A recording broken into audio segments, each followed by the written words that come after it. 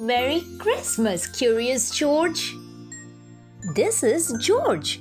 He lived with his friend, the man with the yellow hat. He was a good little monkey and always very curious. Today, George was visiting a Christmas tree farm. You can help me pick out the perfect tree for our home, his friend told him. Keep close to me while we look. George promised to be good, but little monkeys sometimes forget. The Christmas tree farm had more trees than George had ever seen. He found a very nice one right away. But then another caught his eyes. And then one more. And then another. George was curious. How many Christmas trees could there be? George could not resist climbing up the tallest tree to get a better view. He looked for the man with the yellow hat, but his friend was nowhere in sight. Two men tromped into the clearing. "This is our tree," one man told the other. The men cut down the tree and loaded it onto a truck. Along with George, George held on tightly. He saw the man with the yellow hat as the truck drove away. But the truck was going too fast. George could not jump off. He was scared, but still a little curious. Soon the truck stopped in front of a hospital. George peeked out of the branches as the men carried his tree inside. The hospital was a busy place. George jumped out of the tree.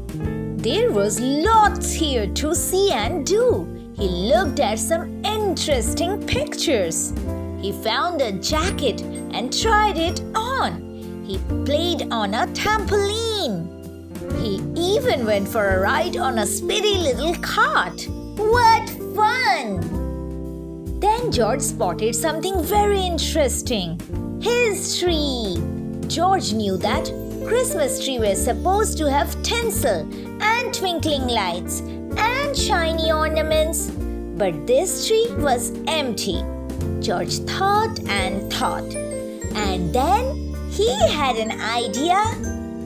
Next, George noticed a pile of gifts in the corner of the room. The gifts looked pretty, but George was curious. Could he make them look even prettier? This red bow would look much better on a green box. And the name tags might look nicer on different packages too. A nurse arrived, and what did she see? A monkey, and he's making a big mess. A group of children crowded around the nurse. They were all patients at the hospital. Even though it was almost Christmas, the children were not smiling or looking happy. "Come along," the nurse said, picking George up.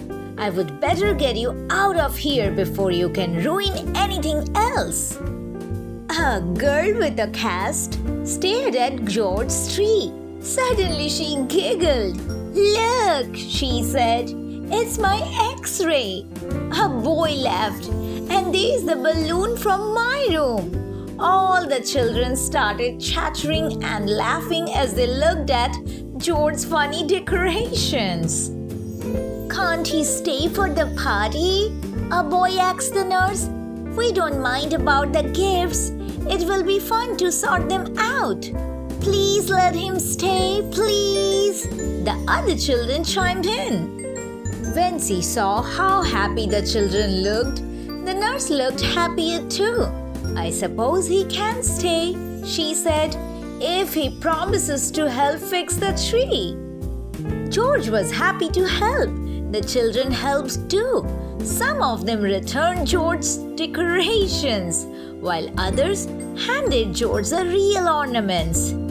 He scampered up and down, stringing lights and hanging tinsel. Being a monkey, he was good at that sort of thing. He was also good at making the children laugh. When the tree was finished, George helped open the gifts. He was having such a good time that he completely forgot he was lost. Until the man with the yellow hat hurried into the room. "There you are, George," he cried. "I followed that truck all the way here." George was very happy to be reunited with his friend. The nurse invited them both to stay for milk and cookies. Ho, ho, ho! Did someone mention milk and cookies? A man in a red suit walked into the room, his belly jingling. He was holding a beautiful golden star. George's eyes widened. It was Santa Claus. Who would like to put the star on top of the tree? Santa asked. "George!" The children cried at once. Let George do it. George scurried up the tree one last time. He put the golden star in place carefully. Merry Christmas, Curious George.